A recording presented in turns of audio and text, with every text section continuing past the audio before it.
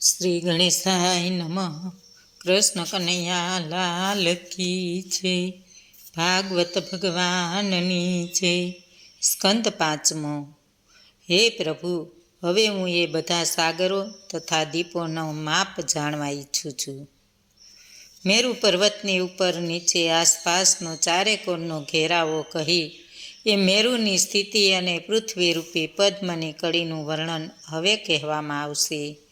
રાજા પરીક્ષિત કહે, હે સુખદેવજી, ભૂમંડળ પર જેટલા સૂર્યો તપે છે અને જેટલામાં નક્ષત્ર ગણો સાથે આ ચંદ્રમાં સુદને વદ પક્ષમાં દેખાય છે, તેટલા ભૂમંડળનો વિસ્તાર તમે મને કહ્યો છે.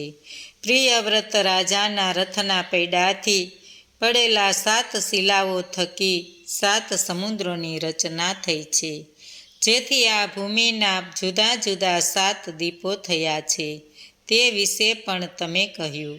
હે પ્રભુ, હવે હું એ બધા સાગરો તથા દીપોમાં માપ હું જાણવા ઈચ્છું છું. આ મનને જો આ બ્રહ્માંડમાં પ્રથમ સ્થાન આપ્યું હોય તો પછી તેને નિર્ગુણ અતિ સૂક્ષ્મ ને સ્વયં પ્રકાશ એવા પ્રારબ્ધ બ્રહ્મ વાસુદેવ ભગવાન વિશે સ્થાપવાને સમર્થ થઈ શકાય છે. માટે આ બ્રહ્માંડનું વર્ણન કરો. સુખદેવજી કહે, હે ભગવાન, ભગવાનની માયાનો પાર પામવા કોઈ સમર્થ નથી. માટે ભૂગોળ વિષયોના નામ, રૂપ, માપ અને લક્ષણ કહેવામાં આવશે. પ્રથમ જંબુદ્વીપ ભૂમંડળ રૂપી કમળના 7 દ્વીપોરૂપી દોડાઓ વચ્ચેના એક દોડા જેવો છે. તેનો વિસ્તાર 1,00,000 યોજનનો છે અને કમળપત્ર જેવો સમગોળ છે. આ જંબુદ્વીપમાં 9 ખંડો છે, તે પ્રત્યેક 9,000 યોજનના છે. 8 મર્યાદા પર્વતોથી સારી રીતે વિભાગ પામેલા છે. એ 9 ખંડોની વચમાં મધ્યખંડ હિલાવૃત છે. વચમાં મેરુ પર્વત છે, તે જંબુદ્વીપ જેવડો સુવર્ણનો છે. તે 1,00,000 યોજન ઊંચો છે. એના પરનો વિસ્તાર 32,000 યોજનનો છે.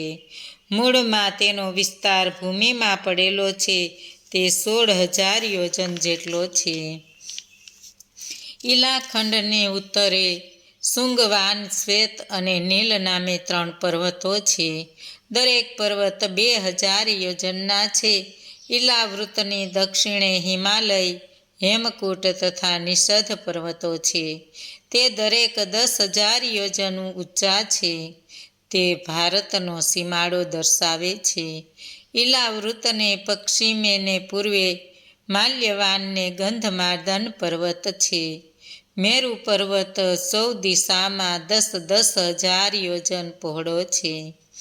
તેના આધારરૂપ મંદર, મેરુ મંદર, સુપાર્શ અને કુમંદ એ 4 પર્વતો છે. તેના પર 4 ધરા છે. તેમાં ક્રમશઃ દૂધ, મધ, શેરડીનો રસ તથા મીઠું જળ ભરેલું છે. યક્ષો તેને પીવે છે. સ્વાભાવિક યોગના ઐશ્વર્ય ધારણ કરે છે. એ પર્વતો પર દેવતાયી બગીચાઓ છે. તેમાં દેવતાઓ સ્વેચ્છાએ વિહાર કરે છે. મંદર પર્વત પર 1100 યોજન ઊંચું આંબાનું વૃક્ષ છે. તેની ટોચથી મંદર પર્વતના મધ્ય પ્રદેશ પર અમૃત સમાન મીઠી કેરીઓ પડે છે. તે કેરીના રસરૂપી જળથી અરુણોદક નામે નદી બને છે. જાંબુના ઝાડ પરથી હાથી જેવડા જાંબુ ઊંચેથી પડતા ફાટી જતા તેના રસમાંથી જંબુ નામની નદી મેરુ મંદર પર્વત પરથી 10,000 યોજનની ઊંચાઈએથી પૃથ્વી પર પડે છે. સુપાક્ષ પર્વત પર મોટું કદમનું વૃક્ષ છે.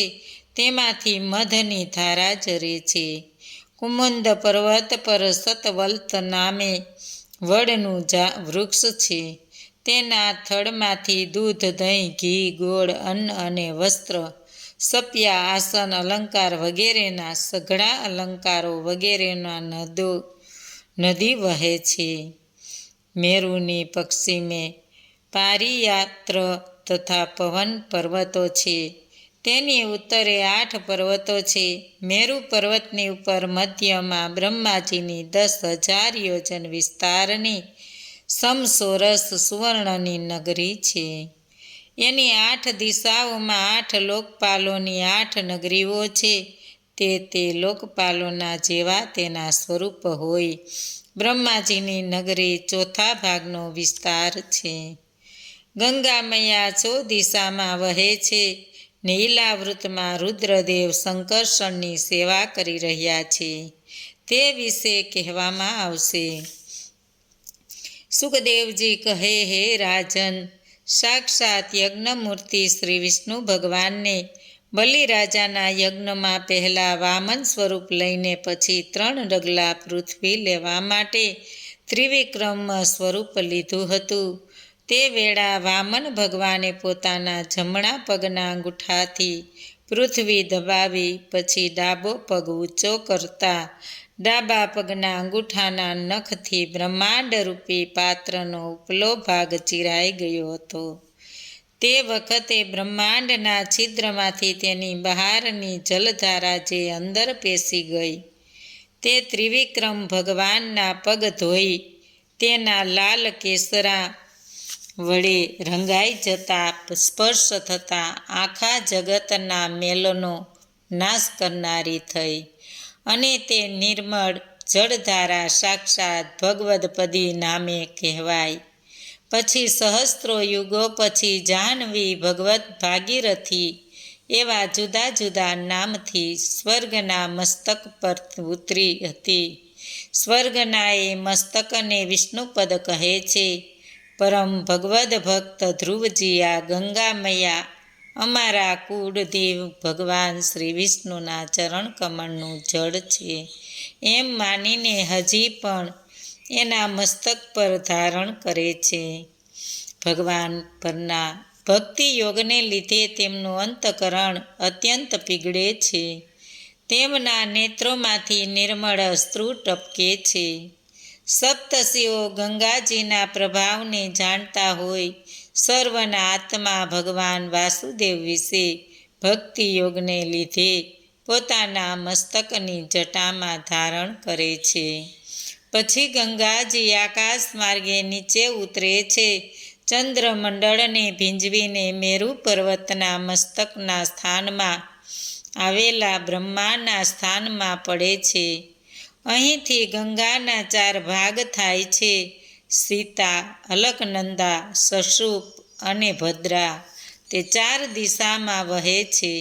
આમ 4 ગંગાઓ સિવાય બીજા પણ અનેક નદો તથા નદીઓ દરેક ખંડમાં છે. મેરુ વગેરે પર્વતોમાંથી સેંકડોની સંખ્યામાં નીકળે છે. ઉપયુક્ત ખંડોના ભારત વર્ષ જ કર્મક્ષેત્ર હોય. બીજા 8 ખંડો તો દેવના બાકી રહેલા પુણ્ય ભોગવવાના સ્થાનો છે. તે પૃથ્વી પરના સ્વર્ગ સ્થાનો ગણાય છે. તે ખંડોમાંના મનુષ્યમાં આયુષ્ય 10,000 વર્ષના છે. તે મનુષ્યો દેવો જેવા છે. તે ખંડોમાં ત્રેતાયુગ ચાલે છે. પર્વતોની ગુફાઓમાં તથા જળાશયોમાં દેવો તથા દેવાંગનાઓ કામયુક્ત વિલાસો કરે છે. ત્યાં ઋષિમુનિઓ, પુષ્પો, ફળ, લતાઓના વનો છે. જળાશયોના કમળો છે. કમળોની સુગંધને કારણે ત્યાં ઋતુઓના પુષ્પો, ફળ, રાજહંસો, સારસો, બતકો, ચકવાક, પક્ષીઓ તથા ભમરાઓથી જળાશયો ગાજે છે. આ 9 ખંડમાં નારાયણ ભગવાન રહે છે. ઈલાવૃત ખંડમાં શંકર ભગવાન છે. પાર્વતીજીના શાપને કારણે ત્યાં બીજો કોઈ અવાચીન પુરુષ પ્રવેશ કરી શકતો નથી. જો કોઈ પુરુષ ત્યાં પ્રવેશે તો પાર્વતીના શાપને કારણે તે સ્ત્રી થઈ જાય છે. એ વિશે હવે પછી આગળ ઉપર કહેવામાં આવશે. આ ખંડમાં અસંખ્ય સ્ત્રીઓ ભગવાન શંકરની સર્વ રીતે સેવા કરે છે.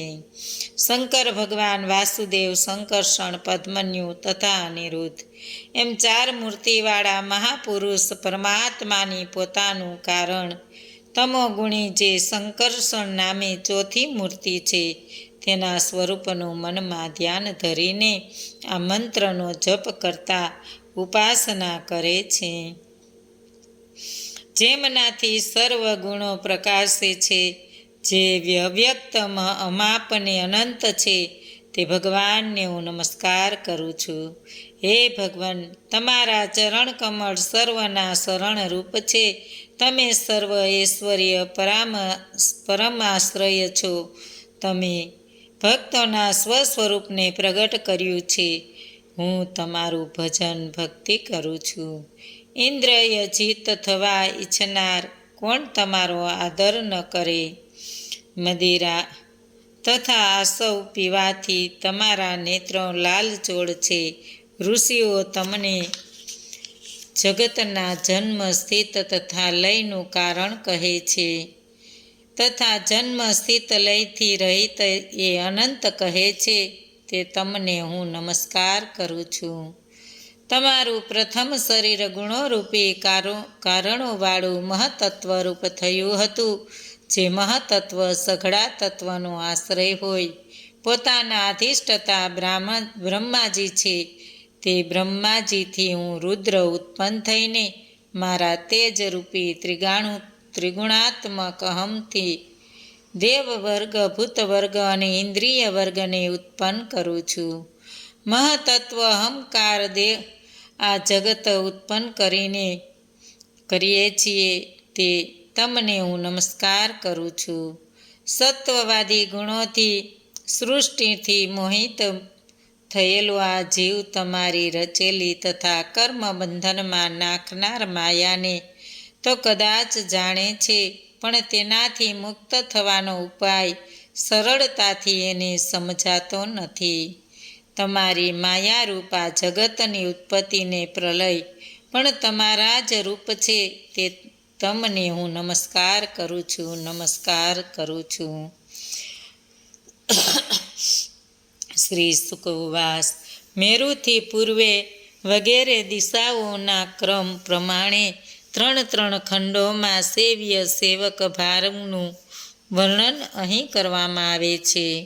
ભદ્રાક્ષ નામના ખંડમાં ભદ્રાક્ષ નામનો ધર્મનો પુત્ર કે જે તે ખંડનો અધિપતિ છે અને તેના મુખ્ય સેવક ભગવાન વાસુદેવની સાક્ષાત ધર્મપ્રિય મૂર્તિ હયગ્રીવને ચિત્તની એકાગ્રતાથી મનમાં સ્થાપીને આ મંત્રનો જપ કરતા તેની ઉપાસના કરે છે. ભદ્રશ્રવા મુખ્ય પુરુષ હોય, તેના સર્વ અનુયાયીઓને પણ ભદ્રશ્રવા જ કહ્યા છે. ભદ્રશ્રવા કહે છે, ઓમ નમો ભગવતે ધર્મ સ્વરૂપને ચિત્તને વિશુદ્ધ કરનાર ભગવાનને અમે નમસ્કાર કરીએ છીએ. ભગવાનની લીલા પણ કેવી વિચિત્ર છે. આ મનુષ્ય પોતાના મૃત પુત્ર કે પિતાને સ્મશાનમાં બાળી આવીને પોતે તુચ્છ વિષય સુખ સેવાને માટે પાપ કર્મનો જ વિચાર કરતો મૃત પુત્ર કે પિતાના ધન ઉપર જીવવાને ઈચ્છે છે. સર્વનો વિનાશ કરતા કાળને પોતાનો એ વિનાશ કરનાર જુએ છે અને છતાં જાણે જોતો જ નથી. દ્વિજજનો જગતને નાશવંત કહે છે ને સૂક્ષ્મદર્શી આત્મજ્ઞાનીઓ એ રીતે જ જુએ પણ છે. છતાંય હે અજમ્મા પ્રભુ, તેઓ તમારી માયાથી મોહિત થાય છે. હું તો શાસ્ત્ર આદિનો અભ્યાસનો શ્રમ છોડીને અજમ્મા તમને નમસ્કાર કરું છું. તમે અકર્તા અને સર્વ આવરણ્ય રહિત છો, તો એ વેદોએ તમને જગતની ઉત્પત્તિ, સ્થિતિ તથા લયનું ક્રમ સ્વીકાર્યું છે. તેમાં આશ્રય નથી, કારણ આ માયાથી સૌના આત્મારૂપ અને કાર્યના કારણ સ્રષ્ટા તમારા વિશે જગતની ઉત્પત્તિ આદિ કર્મ ઘટી શકે છે, તથા સર્વ ઉપાધિ રહિત તમારા વિશે અકર્તાપણું અને આવરણ રહિતપણું પણ ઘટે છે. તમે પ્રલય વેળા દૈત્યો હરેલા વેદોને મનુષ્ય આકૃતિવાળું અશ્વરૂપ લઈને હયગ્રીવ રૂપે રસાતલમાંથી પાછા આણ્યા હતા અને પ્રાર્થના કરી રહેલા બ્રહ્માજીને આપ્યા હતા. તે તમને અમારા નમસ્કાર નમસ્કાર છે. હરિવર્ષ ખંડમાં પણ ભગવાન નરસિંહ રૂપે રહે છે. તેમને શા માટે નરસિંહ રૂપ લીધું હતું એ વિશે શ્રીમદ ભાગવતના 7મા સ્કંદમાં કહેવા છે. દૈત્યો અને દાનવોના કુળને પવિત્ર કરનાર પ્રહલાદજી તમને ફળની આશા રહિત અનન્ય ભક્તિ યોગથી ઉપાસે છે તથા આ મંત્ર જપ કરે છે. ઓમ નમો ભગવતે નરસિંહાય નમસ્તસ્યૈ. તેજનાય તેજરૂપ નરસિંહ ભગવાનને હું નમસ્કાર કરું છું. હે વ્રજ જેવા નખવાળા, હે વ્રજ જેવી દાઢોવાળા, તમે પ્રગટ થાઓ પ્રગટ થાઓ. કર્મ વાસનાઓને બાળો અજ્ઞાનરૂપી તિમિરને ગળી જાઓ. અંતકરણમાં અભયરૂપ થાઓ. વિશ્વનું કલ્યાણ થાઓ. દુષ્ટોની મતિ શુદ્ર થાઓ. તેઓ ક્રૂરતા ત્યજો.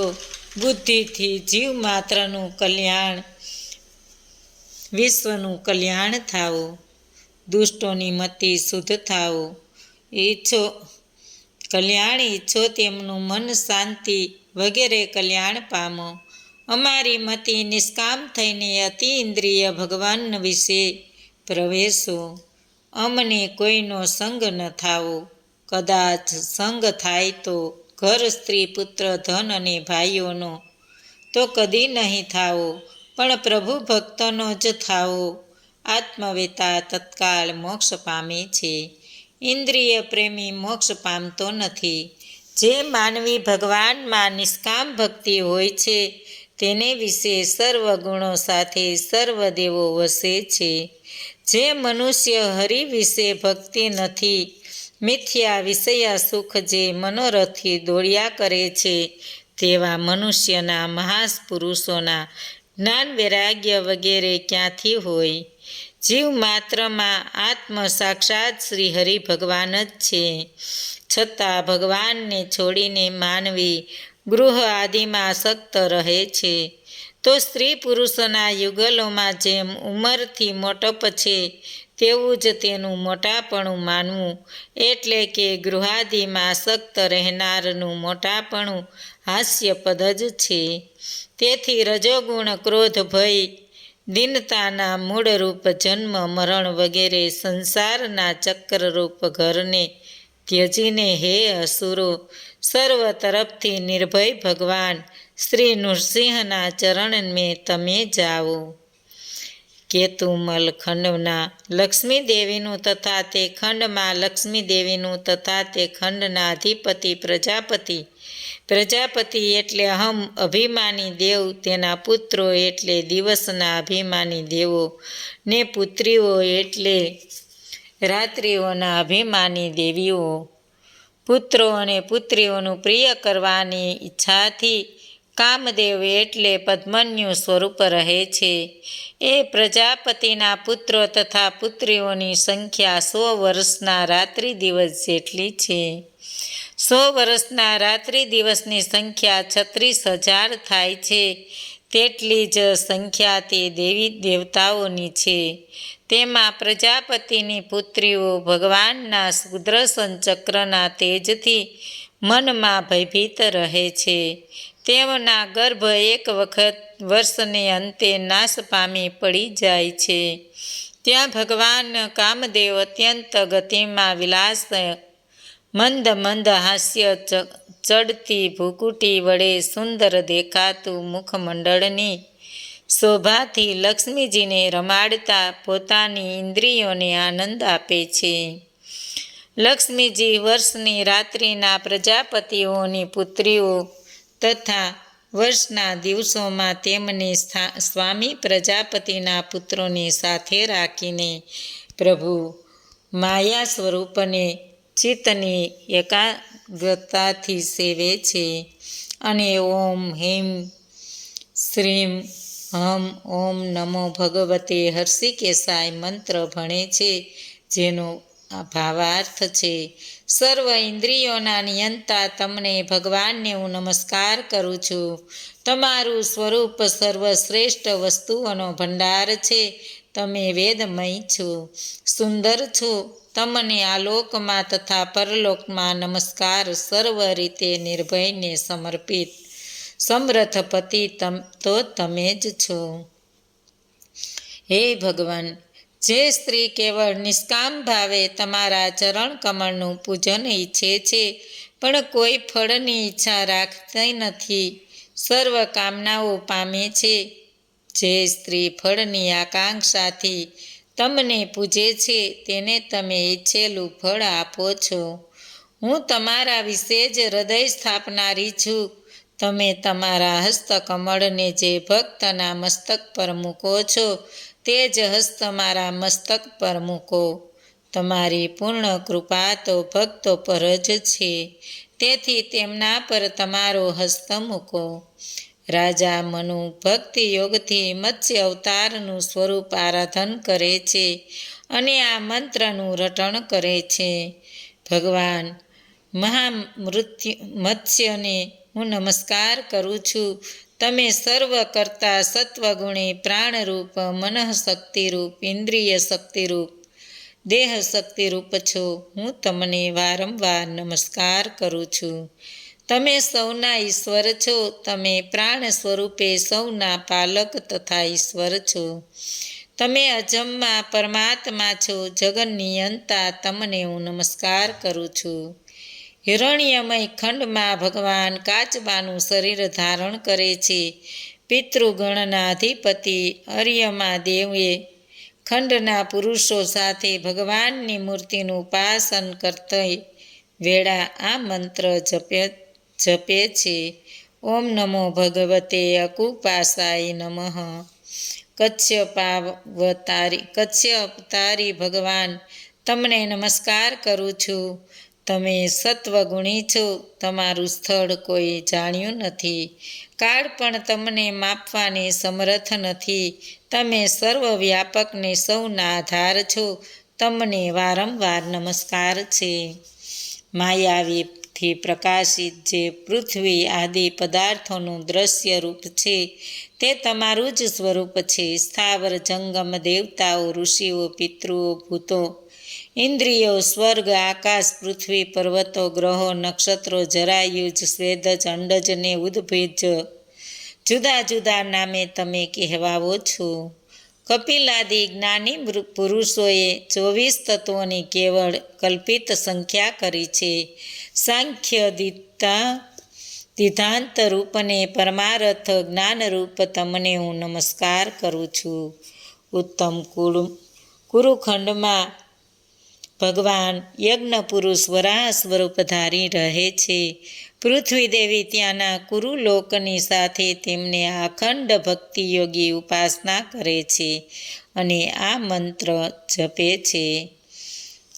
તમે યજ્ઞમૂર્તિ વરાહ ભગવાનને હું નમસ્કાર કરું છું. યુપ રહિત યજ્ઞનો યુપ એટલે યક્ષમાં પશુ બાંધવાનો ખીલો. યજ્ઞમાં પશુ બાંધવાનો ખીલો તથા યુપ સહ કર્તુઓ તમારા સ્વરૂપો છે. મોટા યજ્ઞો તો તમારા અવયવો છે. તમે કર્મ શુકલ યજ્ઞના અધિષ્ઠતા છો. સત્ય, તેત્રા, દ્વાપર ત્રણેય યુગ સ્વરૂપ છો. તમને હું વારંવાર નમસ્કાર કરું છું. તમારું સ્વરૂપ યજ્ઞગાદી ક્રિયાઓ તથા તેના ફળોથી અપ્રકટ છે. તેનું દર્શન કરવાને દ્વિજજનો વિવેકે મન વડે દેહ ઇન્દ્રિયાદિમાંથી તમારા સ્વરૂપને શોધી કાઢે છે. તેમને તમે પ્રગટ સ્વરૂપ બતાવો છો. સાત્ય સ્વરૂપને વિષયો, ઇન્દ્રિયોના દેવો, શરીર, કાળ, અહમ એ માયાના ગુણોથી શોધેલું છે ને માયારૂપી કારણવાળી આકૃતિ જેમાંથી દૂર થયેલી છે, તે તમને વારંવાર નમસ્કાર કરું છું. વિશ્વની ઉત્પત્તિ સ્થિતિને લઈને માયા પોતાના ગુણો વડે કરે છે. તે માયાના ગુણોના તથા જીવોના કર્મોના સાક્ષી તમને નમસ્કાર. જગતના આદિકારણ જે તમે વરાહ ભગવાન મને પૃથ્વીને રસાતાળમાંથી પોતાના દાઢ અણી પર મૂકીને પ્રલયકાળ સમુદ્રમાંથી જેમ હાથી બહાર આવે તેમ બહાર આવ્યા હતા. હિરણાક્ષ દૈત્યને યુદ્ધમાં નાશ કરી ક્રીડા કરતા જે ઊભા હતા તે તમે વ્યાપક ભગવાનને નમસ્કાર કરું છું. બોલો કૃષ્ણ કનૈયા લાલ કી જય. ભાગવત ભગવાનની જય. આજનું ભાવ પુષ્પ શ્રી કૃષ્ણ અર્પણમ.